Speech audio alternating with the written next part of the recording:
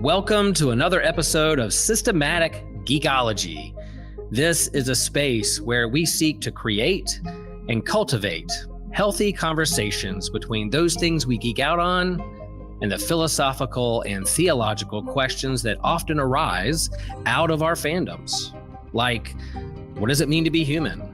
What makes a hero? What makes a villain? How do the stories and narratives we geek out on shape how we live in the world? We are your priest to the geeks.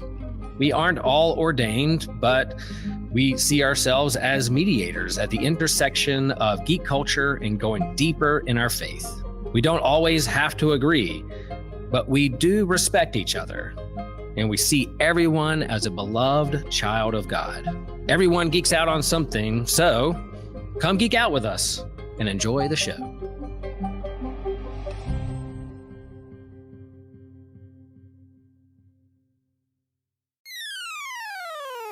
You're listening to an Anazao Ministries podcast.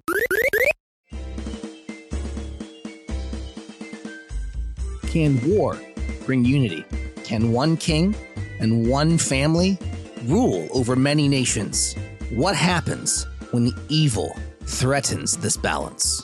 Today's episode is about the history and politics of Hyrule. If you're already a Zelda fan, maybe this will add some depth to an IP you already love. Or maybe Zelda just a random game, and this will be the catalyst for you to try it out. I am your host, Matthew Winter, and we are joined by the Tejas, the TJ Blackwell. How you doing? I'm good. Thank you. A nice proper introduction every once in a while feels nice. Yeah. I'm no politician. I can do without the grandstanding. As good of a bit as it might be. Yeah. That being said, this is our political thing. I forget in this second what we call it. The primarily political. So with that being said, TJ, name a bad actor in politics, real or otherwise. Man, just bad actors. I gotta think, I know we have it in the outline. I don't know if anyone said it though yet. Lex Luthor. Horrible. Oh yeah, he does. He does get into politics, doesn't he? Yeah, he runs for mayor. Yeah. Which is a big deal in a big city. So yeah, for sure. That you actually have some power. yeah, and he's just he's so clown. He's so clowny. Right. I really think we got to do something about Superman. Yeah, there's so much potential there. Yeah, and then I think so. My problem is I don't always remember names, so I'm just like the one guy from the thing that did the thing, and then you're supposed to be like, yeah, that guy. Yeah, that but guy. I know you did. No. The bad actors in politics, fictional or otherwise. Gosh, I mean, I just gotta think.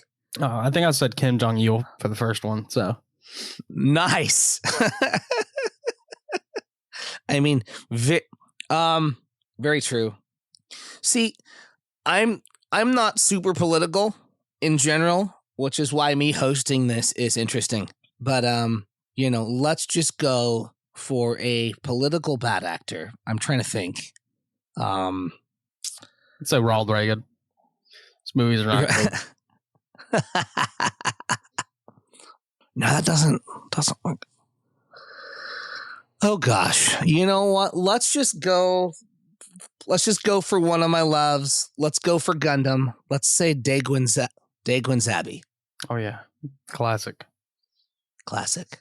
Yep. Okay. As always, please rate and review our show on Podchaser, Spotify, Apple Podcasts. Like, subscribe, follow, share, all of the things, all of the places. Please. We appreciate the likes.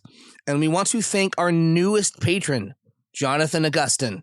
And if you would like to support the show, you can do so through Patreon, Captivate, or Apple Podcasts. If the subscription model's not your thing, we do sell merch. We have cups, bags, shirts, all the things that you want to have with our awesome Superman SG logo on it, as well as other merch. So check that out as well. Mm-hmm. One-time donations are also a thing we can do. Mhm. I think through Captivate, or I think even Patreon might have just like an option for that now. Yeah, I think that was some of the more recent changes. Yes, so you do not have to do a monthly support thing. There are one-time purchase options as well. All help is appreciated. We love you all. This is our primarily political series where we get political. Imagine that. It's in the name. If you enjoy this series, there is more, and the link will be in the description for all the episodes. So let's get started on Zelda, shall we? Let's. Okay. So, tons of games, massive franchises, split timelines, thousands and thousands, beyond 10,000 years worth of story. And we don't know tons directly per the narrative of the, political whatever of Hyrule, but there are some things we know. So we do know that there have been civil wars amongst the people groups within the Kingdom of Hyrule. There's been, imprisoning wars, various other things like that. But let's start, I think, our discussion on this idea of civil war and how, at least in the case of Hyrule, it actually brought unity to the land. Mm-hmm. Yeah, well, I mean, that is like, I guess that is the end goal, technically, of a civil war, is to unify the country one way or the other. Right. But Hyrule's is interesting in particular, I think. Yeah. We don't get a ton of information on it, but we know because it happened that, like, at one point, Ganondorf was loyal to Hyrule. Uh-huh. Which is, you never think about that. Ganon is just like a good dude, nice king, leader of the Gerudo people. Yeah. And so we don't know tons. We do know that it was the Gerudo essentially versus everybody else. Yeah. Which is, seems a little unfair, honestly. It does. Yeah, absolutely. But we know, and then so we, in the end, at least in Ocarina of Time, which is the game that happens immediately after this civil war, the Gerudo are still a separate peoples. Mm-hmm. And then you have the Gorons and the Zora and the Hylians that make up, make up the rest of it. In other games further down the timeline, though, we do see the Gerudo as part of this unified kingdom. Yeah. Which is, I feel like it does a lot of people, a lot of people's first Zelda game was like Breath of the Wild, which is fun. It's a great game, but you miss out on this. You miss out on like the old lore where there's a reason they're all separated because Breath of the Wild doesn't really provide that for you. Right. I mean, it's 10,000 years in the future from whatever the last thing that happened before it was. Yeah. And then there are, thousands of years of games timeline before that 10,000 year gap. So this, and a lot of stuff we just don't know, which is why it is the Legend of Zelda, because we don't know. There's a lot we don't know. Yeah. So one of the interesting things is the monarchy in Hyrule. So gosh, you almost have to leave Tears of the Kingdom out and look at every other game, because other than that game, you've always got this line of literally the Hyrule family, right? Because you have King Rome, Bosphoramus, Hyrule. Yeah. And then, it's King Harkinian. Mm-hmm. A shout out to the classic. The terrible, I don't even remember what they were called. Just, I couldn't get a picture to work on our slides of King Harkinian from like the terrible, like. Was that the SNES CDI game? Movie. Yes, CDI, yeah. Was it Adventure in Hyrule? Something. Oh, man. Yeah, but yes, but it's interesting because like the Zora have their own king. You've got King Dorphan, and then whatever the name of the king was in Twilight Princess in Ocarina of Time of the king of the Zora, but like they have their own monarchy. Mhm. And yet they seem to ultimately be more than allies. They seem to be subservient to the king of Hyrule. Yeah, so like each race does have their own political system, Mhm. which in most cases just ends up answering to King Hyrule anyway. Yeah. Interesting. So it is interesting.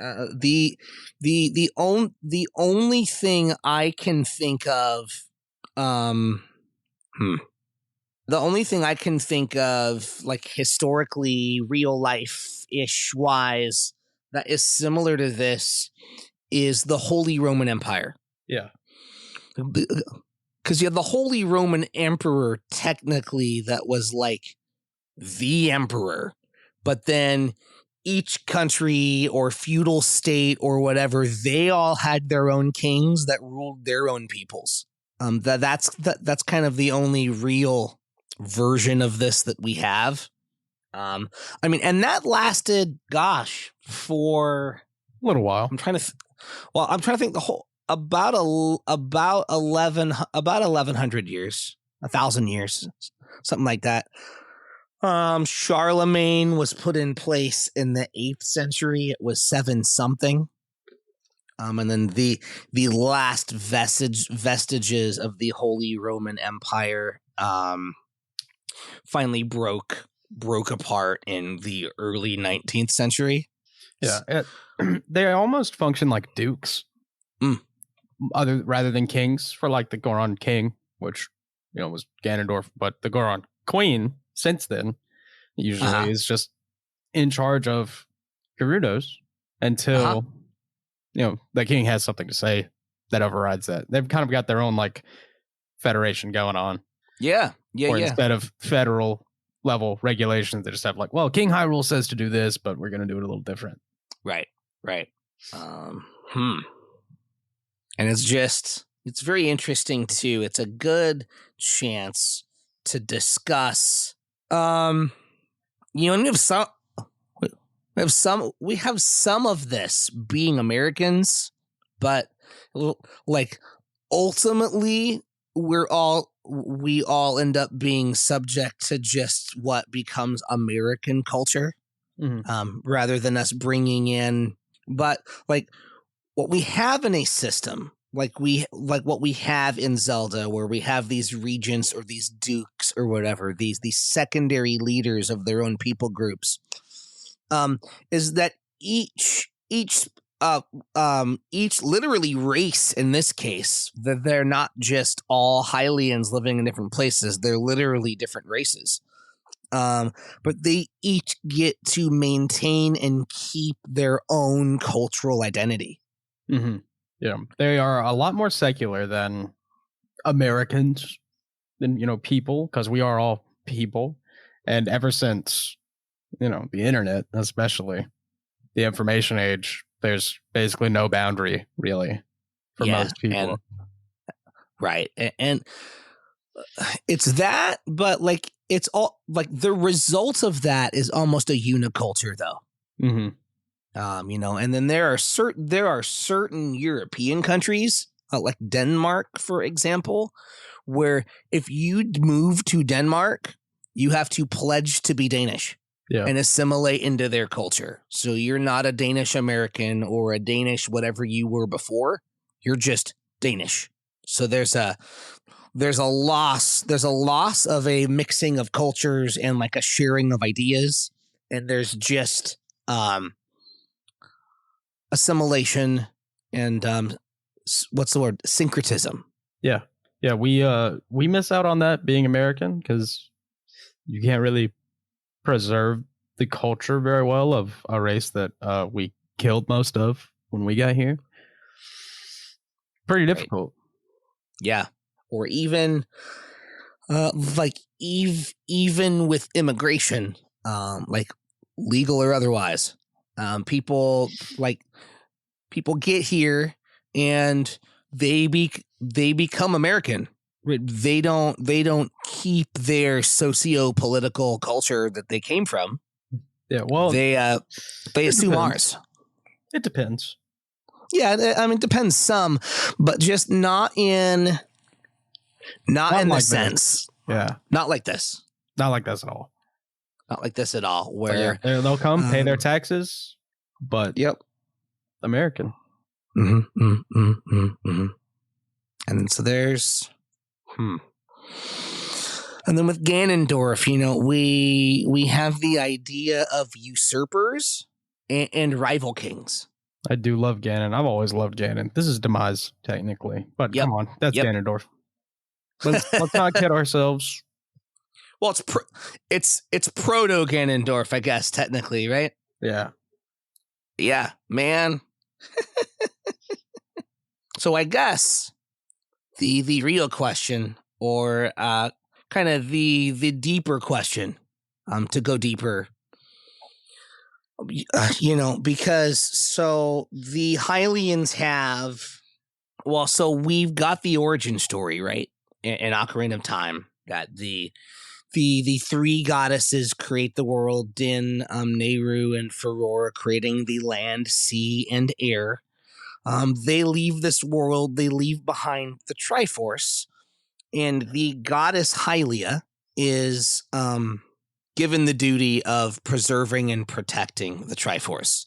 And the Hylians essentially, I mean, we don't know a lot about Hylian religion, but we know they, in some way at least, pay homage to worship Hylia, the Triforce symbologies all over this stuff, all over their shields and all of their iconography. So the question becomes, right, if this religious symbology is the heart of their culture, and if Zelda herself is the continual reincarnation of the goddess Hylia, like we find out in Skyward Sword, does the kingdom of Hyrule have a theonomy? Yeah, I think so. Or a theocracy? I think it's I think it's closer to a theocracy most of the time, because Zelda is not the one ruling, usually. Right. But that remains that all of Hyrule is recognizing the reincarnation of Hylia as their princess. Uh-huh. And the reason she's not, the queen, is because then it wouldn't be as cool for Zelda to have or for Link to have a crush on her. For, gameplay relatability purposes. Right. And also, let's be honest, the bad guy never kidnaps the queen. Never. They kidnap the princess. Yeah. The queen's always not there. So if she was the queen, there'd be no story. Yeah.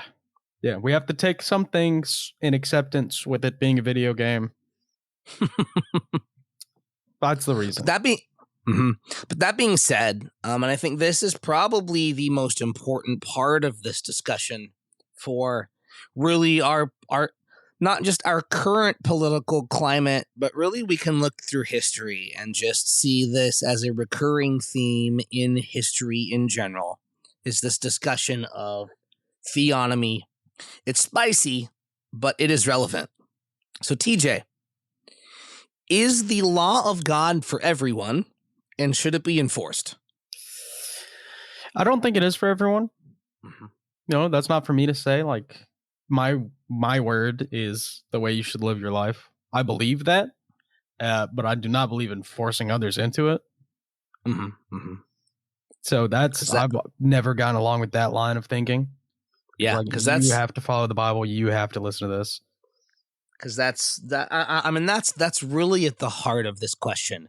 And like, whether we're talking God like Elohim Yahweh God, or we're talking Hylia in this sense, or whatever the God may be, is the law of that God for everyone, or is it only for their followers? Yeah, in this situation, it's for everyone. Mm-hmm. You're in the kingdom. It's not. It is. That's one kingdom under God, Helia, for sure. Yeah. And then to completely go off script here, what do we think? So what do we think about the guiding principles for a society of wisdom, courage, and power? I mean, typically what we see in Hyrule is that power is not one of them, because power is always possessed by Ganon, Tamaz, Right. Girahim. Power is never a piece of the Triforce that actually is involved in Hyrule. And is that the reason Hyrule's always in a state of ruin? Who knows? Could be. But I do think wisdom and courage are, at least in this context, fantastic, pillars of community, society. Yeah. Which, I feel like has fallen a little bit out of vogue in today's age, because you don't have to, go to war, hunt for your food. Right. God, the next generation's not as stressed on it in our culture, at least. So I think it would help a lot if we also had the guiding principles of be courageous, be wise. I don't agree with the power, because, power corrupts. Absolute power corrupts absolutely. Consider subscribing on YouTube, where you can get some other stuff. You get exclusive series like our comic book catch-up, Manga Mustard, Drinks with Tejas, and a companion series we do each year to go with our annual theme. You also get access to Friday Night Frights and Wednesday Night Weeaboo and Spidey Swing Bys with Christian Ashley. You get access to other exclusive shorts, like what I'm going to be doing soon are non-canon, where I'm going to be reviewing different IPs that are outside of canon from our favorite fandoms or the Bible, and discussing whether or not it should be canon. You also can get short of Will's Wednesday pull list. So if you're into comic books, Will goes through his favorites of each week's pull list for himself.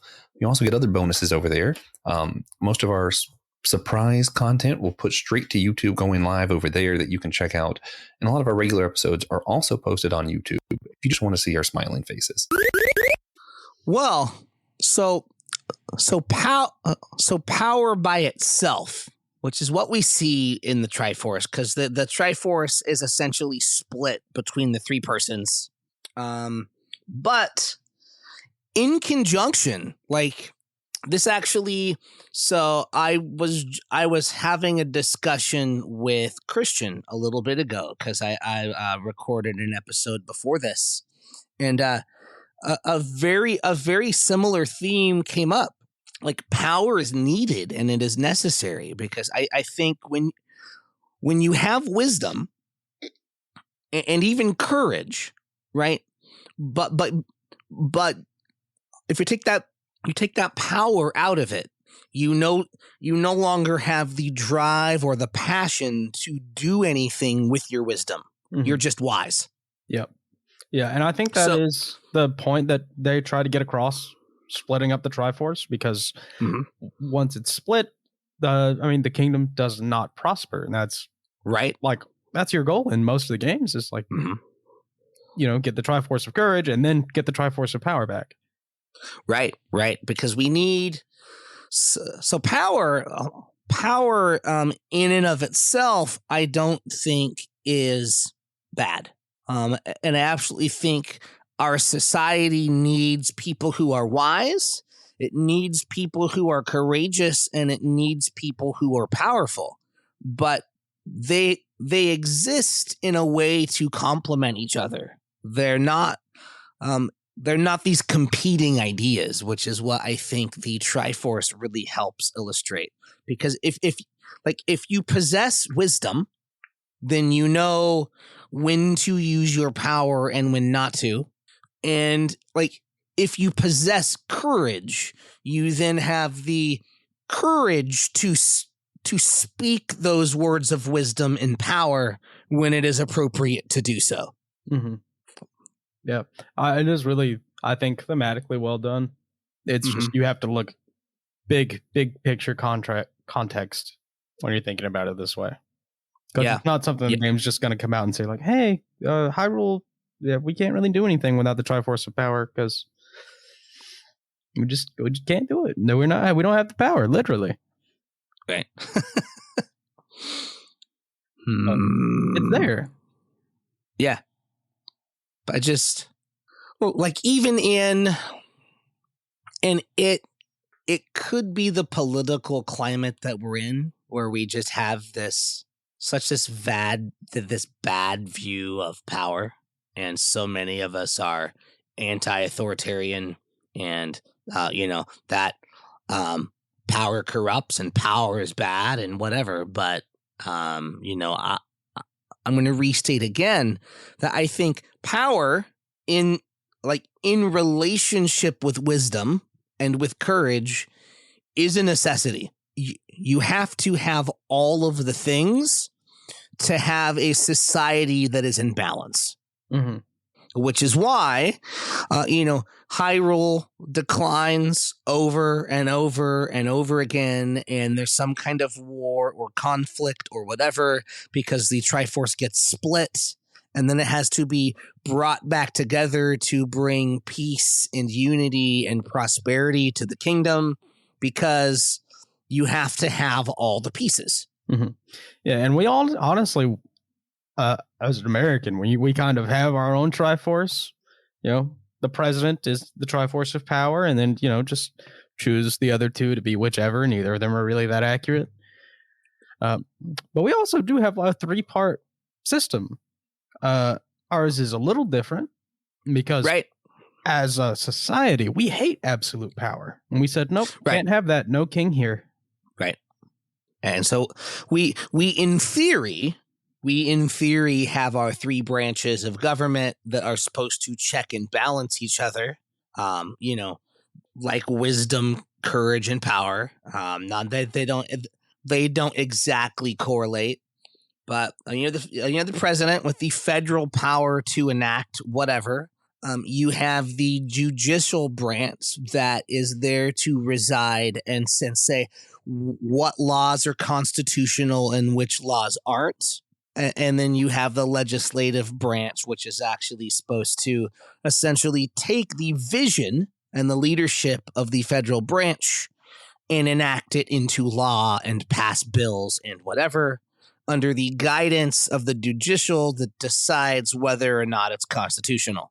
So that's how it's supposed to work. Mm-hmm. That is completely out of balance right now.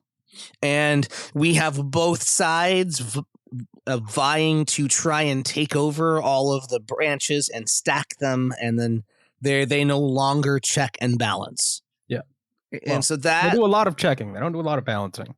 Right, lots of checking and checking and checking and checking, and yeah, it's like hockey in the '80s. Nothing but hip checks. Be that, or I was gonna say a poker game that just keeps going. Nobody has a good hand. You all just check. No one's betting anything. Yeah. Exactly. Yeah. I feel like that's where we're at right now. Yeah.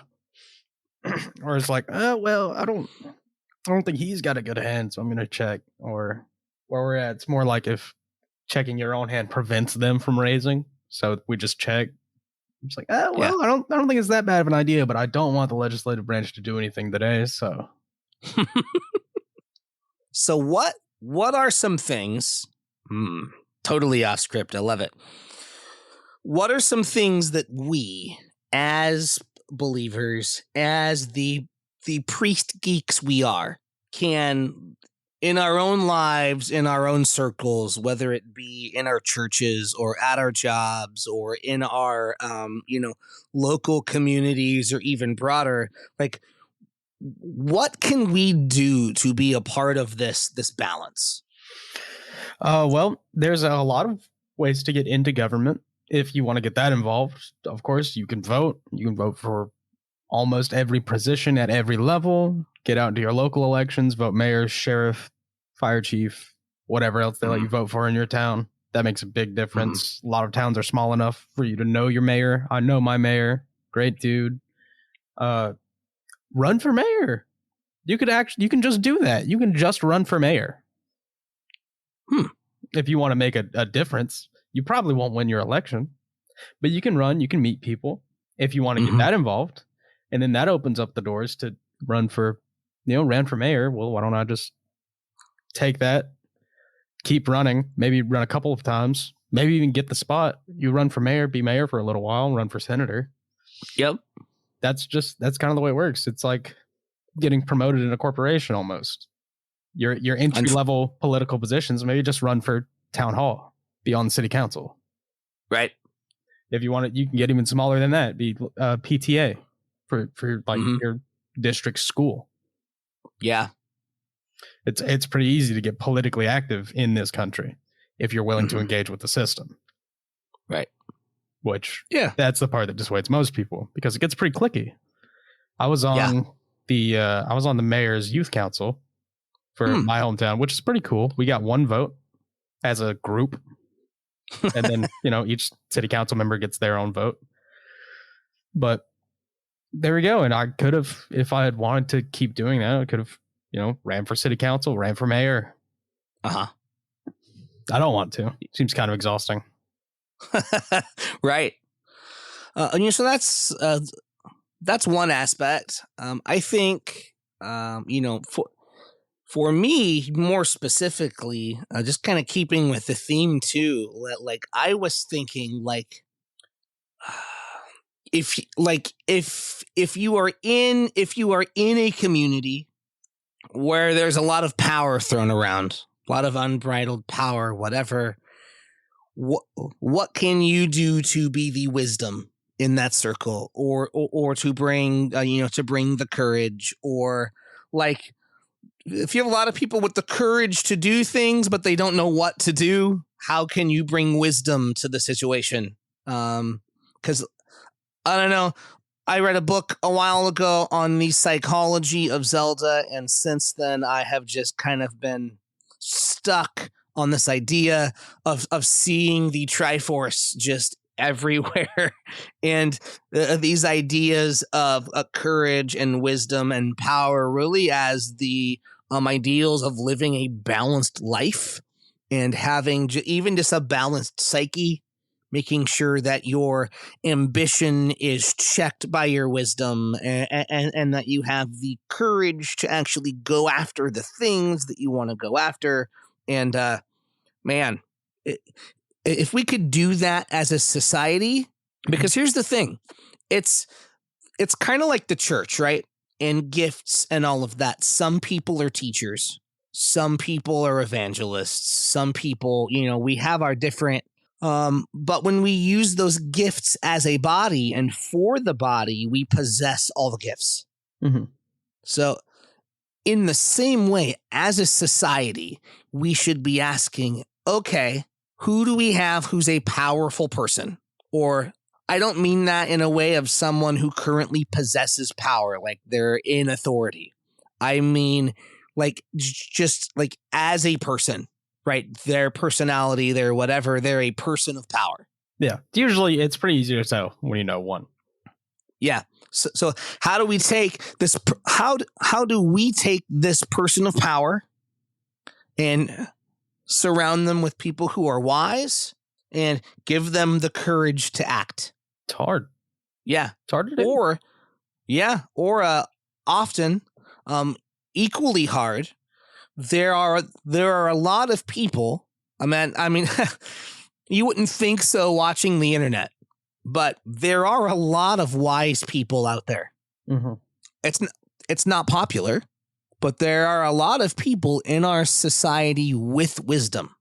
And so what can we do to find that wisdom in our midst and empower it and give it the courage to use its power to make a difference? Yeah, I think largely we need to stop being so focused on ourselves, let other people talk, listen to other people, engage with them on a level beyond, hi, how are you? What? Hear about me for a minute. But there's a lot of people who, don't have all three parts of the Triforce, so they aren't going to have the wisdom and the courage necessary to tell people about it and the power necessary to put that into effect. Yeah. We just listen. And I think what a lot of people miss is that the church is supposed to be a reflection of the community, which is to say the community should work like the church. We Right. work together. We have the same gifts. We have everything we need to prosper. Right. But then when the church isn't acting like the church and society doesn't really have that example to follow, we kind of end up where we are right now. Yep. Fallen. Absolutely. Fallen. And it's not as simple as, going to fight Ganondorf.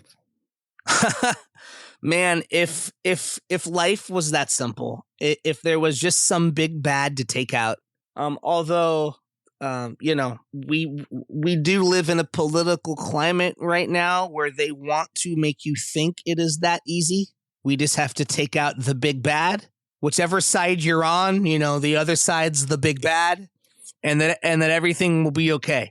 But life, my friends, is not that simple. There is no big bad to take out. Yeah. Often you are the big bad. Yeah, me specifically, me, TJ, I'm the big bad. Yourself, honored listener. Because these are all good. These are all good qualities, even power. And I think about it in the sense that even gifts have like an inverse. There's a positive and there's a negative. So my challenge, I know this is supposed to be a political episode, but I'm not a very political person. I can't help but get teachy. It's just, that's how I am.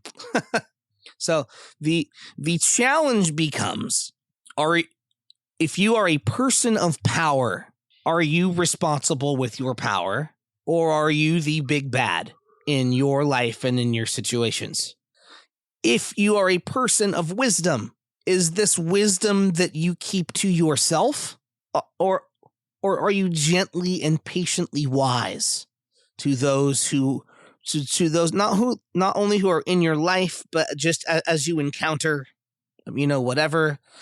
And those of us who are courageous, are we using that courage in honorable ways, or are we going after the wrong things?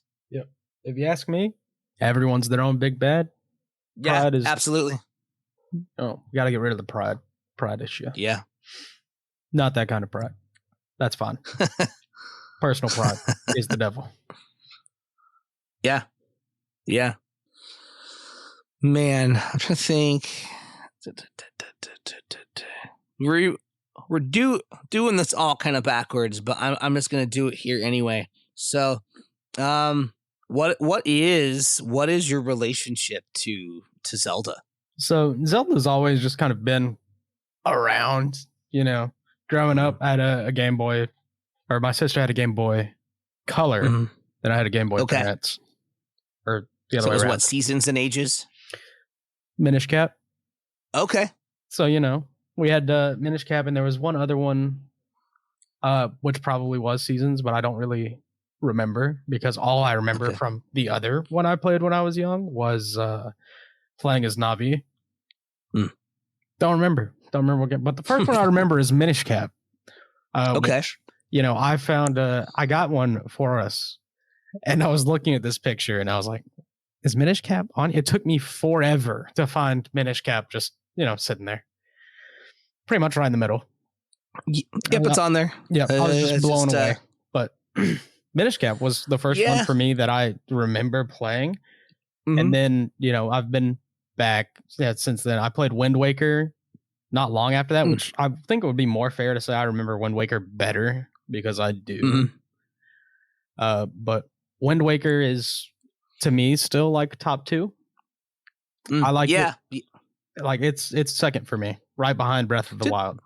I didn't like it at the time it came out, because like we just had Zelda enter 3D with the Nintendo 64. We had Ocarina of Time, and we had Majora's Mask. And then when the GameCube hits, we get this cartoon. Beautiful cartoon. We get Wind Waker. And at the time, I just couldn't do it. You're going back and playing the game later. I'm like, wow, man, King Rome is a badass, and the story in this game is phenomenal. Gosh, was I stupid. But at the time when Wind Waker came out, I couldn't do it. But yeah, I mean, I'm trying to think. It would have been the early 90s, I think. Was it yeah. Every Saturday, my grandma would take me to my cousins, and they had a Nintendo. Because like I didn't have any video games or computers or anything like that growing up until I was a little bit older. But man, every weekend I lived on my cousin's NES. So my first Zelda was the first Zelda. It came out the year I was born. We are the same age. Man. And then, SNES, Link to the Past, I played that one. And then obviously Ocarina of Time and Majora's Mask. I played Oracle of Seasons. My parents would only buy me one of the Zelda games. Like I wanted both, and they're like, "You already have a Zelda game. You don't. Why do you need both?" So, Seasons was my Oracle of choice. And then I played Twilight Princess, which is still to this day. I mean, I love New Zelda. Breath of the Wild, it is great. Tears of the Kingdom is a lot of fun. But Twilight Princess, to me, maybe it's where I was at in life, and I was just going through stuff, and it's more kind of dark, gothic-y, kind of whatever, just hit that part of my soul of where I was at in my life at the time. But Twilight Princess to me is my favorite. My actual avatar is based on Twilight Princess Link. That's why I have it has the chainmail and all that underneath. Because that was the first game where Link looked a little bit more adult. Yeah, I think my Twilight Princess, honestly, I'm putting in my top 5 every time. Yeah, for sure. Yeah, Twilight Princess, I feel like got a lot of hate when it came out, but it did. No, but it's fun. I like to be a wolf sometimes. Yeah, for sure. So, top 5, and then maybe rate Zelda as a whole. Top 5. Yeah, so my top 5 probably. I'd go Breath of the Wild, Wind Waker, Twilight Princess, Majora's Mask. Is that 5? Is that 4? What'd you do? You did Breath of the Wild. Breath of the Wild, Wind Waker, Twilight Princess, Majora's Mask. I'm not going to put Skyward Sword in. Skyward Sword is still clunky. I don't know. Like, thinking back on it, I like Skyward Sword a lot. Trying to play it again, not so much. Yeah. I'll give it to Ocarina of Time for 5th. Yep. Yeah. I don't know. I will say I really like Spirit Tracks. A lot of hate. Not a very played Zelda game. But that's true. I like Spirit Tracks a lot. And then the franchise as a whole, what do we think? 10. Easy. Yeah. I think Zelda's one of the few things in my life I can comfortably rate a 10. If the listeners have been paying attention, I don't give out 10s. I'm a very harsh critic of everything. Me too. But Zelda is a 10. Yeah. It's pretty easy. The worst game in the franchise is probably an 8. Yeah. Link's crossbow training. Easy 8 out of 10.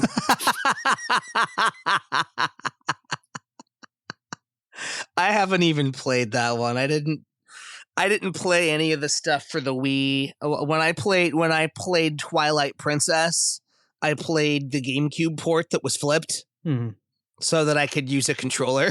Yeah, fair. Because that's remains the entire issue with why Skyward Sword is so clunky. Is the controls. Yeah, still fun though.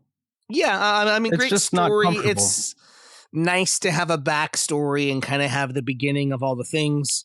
Or is it? Which? Oh man, Tears of the Kingdom.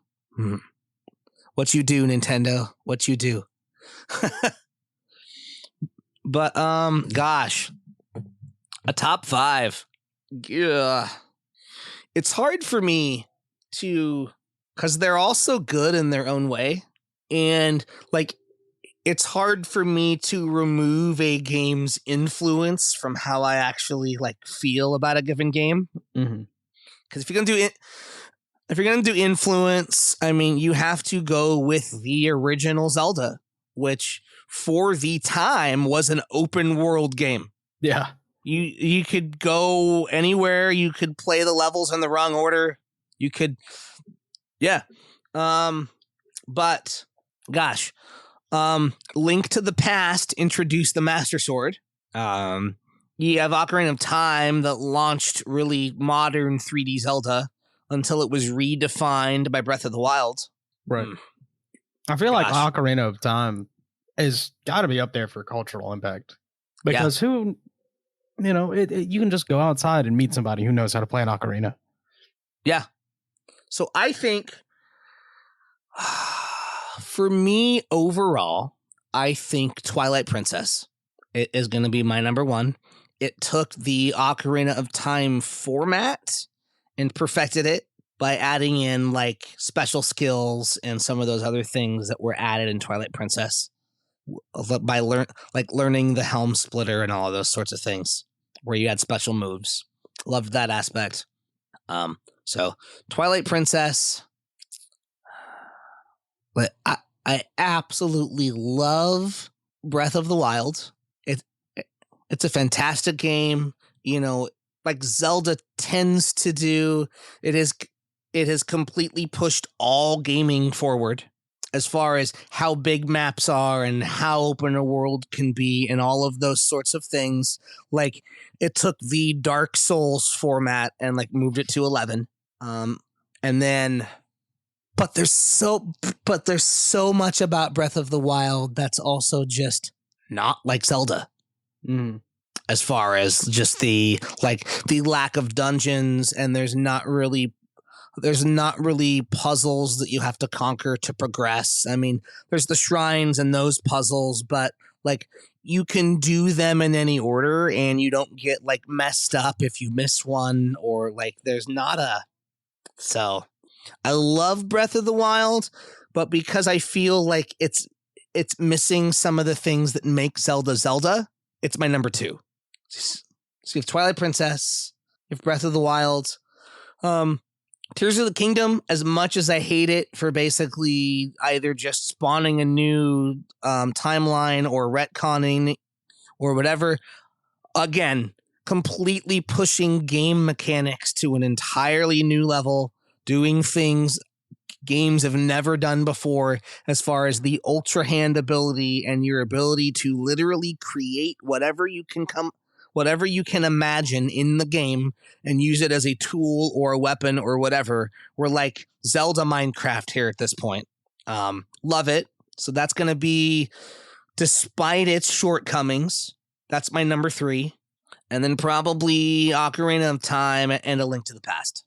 Zelda as a whole, absolutely a 10. You know, with the timeline and how they try and make it fit all together and keep it consistent, and just like the homages to the past and all of the things like that. I don't know. Yeah. Like, I'm not a huge gamer, but I cannot imagine my life without Zelda in it. Right. I feel like that's the case for a lot of people too. Mm-hmm. Like if you ask non-gamers what their favorite game is, a lot of them are probably going to say Zelda. Yeah. It's just, it's literally part of my DNA. Yeah. I mean, you know, not literally, but you know. No, literally. It's there. Yeah. Yeah. You get a microscope on a, you know, petri dish of Matthew's skin, and it's dangerous to go alone. Take this.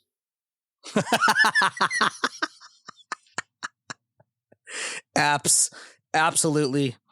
So are there any of the questions that we've asked or kind of more political stuff we've touched on that you would like to revisit before we close? Maybe.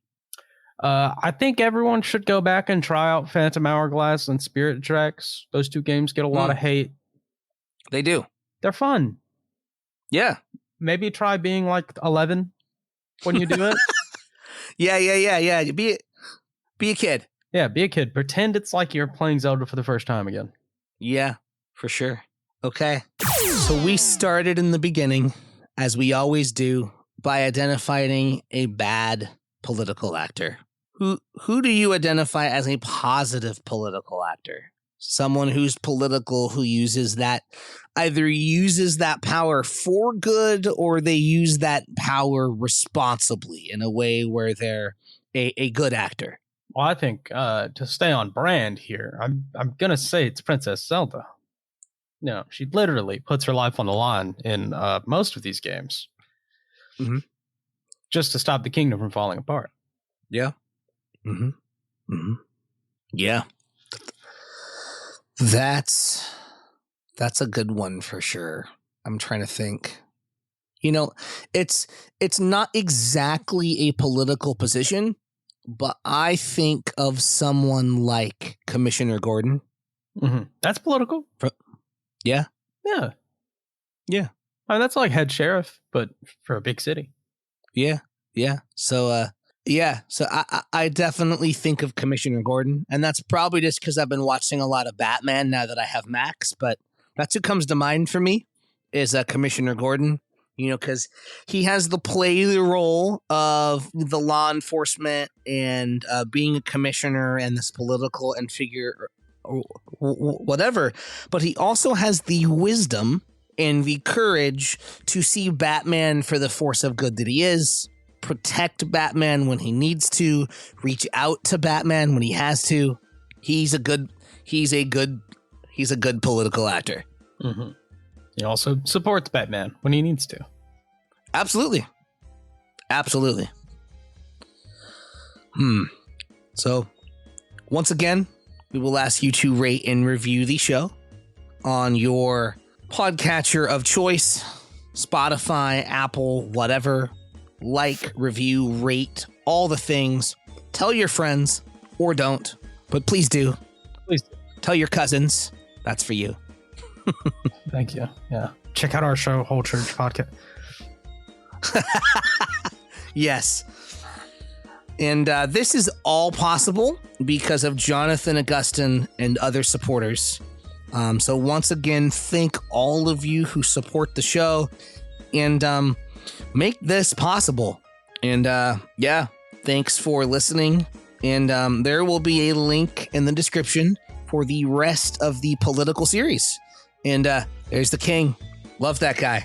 Love him. As always, gotta love him. And as always, thanks for listening. And remember, we are all a chosen people, a geekdom of priests.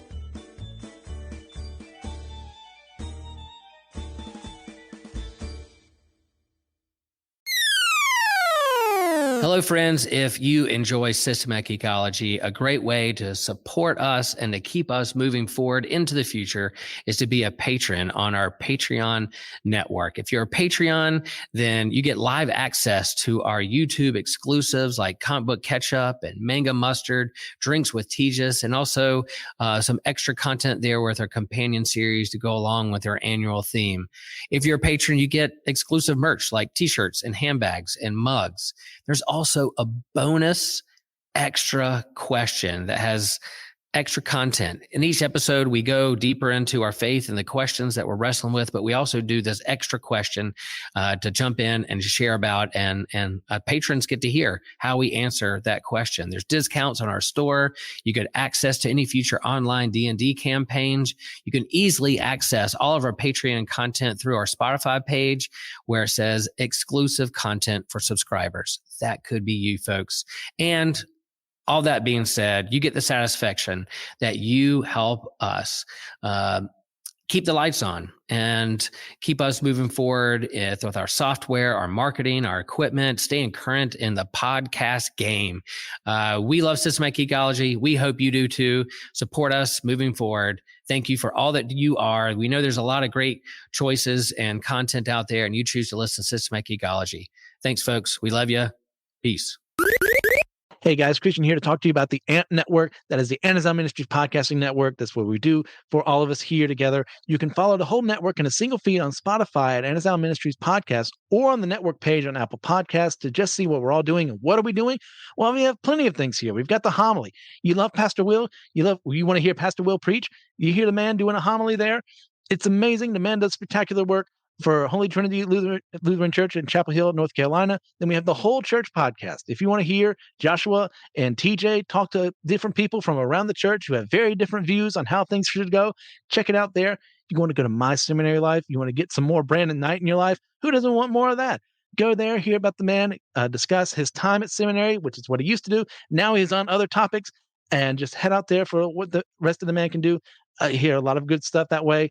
Now you can head over to Let Nothing Move You. That's my podcast where I go through the Bible chapter by chapter, verse by verse. I started with Luke, then I went to Romans. Now I'm in Genesis, and I'm moving on from there. It's a good time if you want to hear how I view the Bible, how things should go there. You can do that. You can go to Dummy for Theology, where you can hear Joshua Noel discuss the various theological topics that he has there in an attempt to show every side of the big discussions, leaving you with more questions and answers. If that infuriates you like me, but you still want to listen, head out that way. You can go to the Bible After Hours. We have the foul-mouthed preacher there, and he's going to deliver things that not ready for every ear to hear, but sometimes you need someone to be a little filthy out there just to give a more progressive view of the church, to challenge the status quo of what is happening here. Do you agree with him? Do you not like him? How are you going to know if you don't listen to him? And finally, we have save best for last, the Clydes.